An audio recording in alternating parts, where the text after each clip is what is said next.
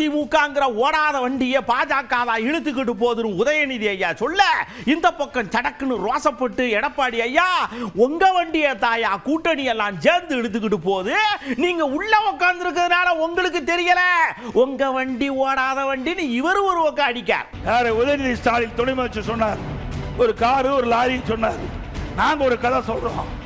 திமுக என்ற என்ஜின் இல்லாத கார், திமுக என்ற என்ஜின் இல்லாத காரை 10 ஆண்டு காலமாக கூட்டணி என்கின்ற லாரி இழுத்து கொண்டு போய் கொண்டிருக்கிறது.